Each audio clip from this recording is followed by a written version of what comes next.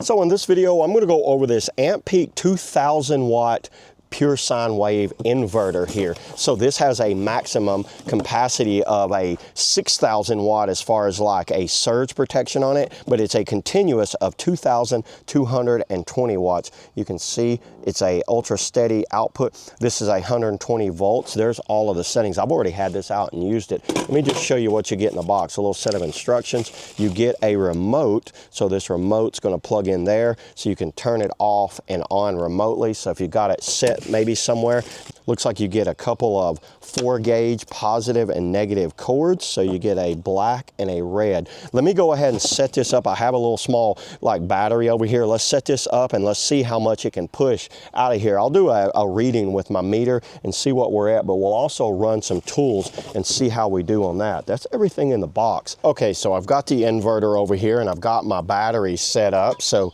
you know what, use one of the insulated screwdrivers right here. Let's hook this inverter up. Now it might spark everybody, but you know what? I'm used to it. So we'll just put these on there like that. So we are all set up. Let's use the remote right here. Wow, there it is. 12 volts hooked up, it's normal. You got SUP care and you got an error code right there. You can see the different settings right here. I like that it gives me the voltage, 120 volts. So we've got 120 volts right now. Let's test that. So we got our meter here. Let's go ahead, let's put it on DC. Let's go to AC. So we're gonna test this. Do we have 120 volts coming out of each one of these outlets? Check it out. Right there, let me hold it. 121.2 out of that one. I'm checking each one. 121, 121. Each outlet has 120 volts coming out of it. All of that's working great. Let's go ahead and check right now. Let's check this thing and see how this works on it.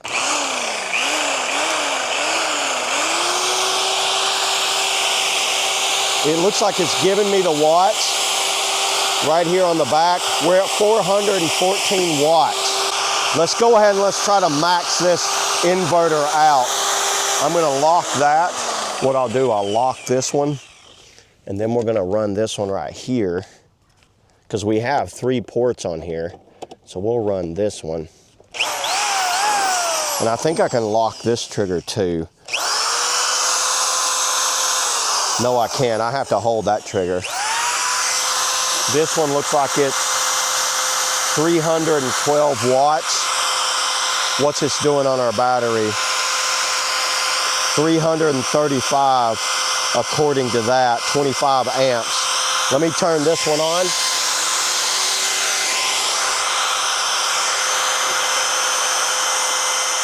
The inverter, let's see what you're gonna hit at. 720 watts right there.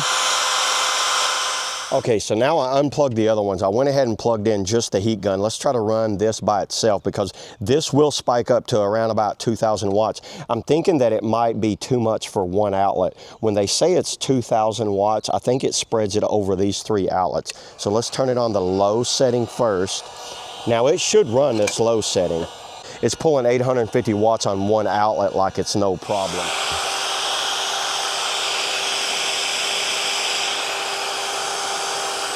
We are at 1,317 watts of power pull out of the battery right now, which is probably around about the same as far as out of that inverter. It's holding this, it's holding 1,300 watts very easy.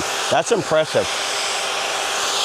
Now I'm gonna put one more on it and let's really fault it out. This is a lot of power coming out of this. 1,800 watts. It faulted.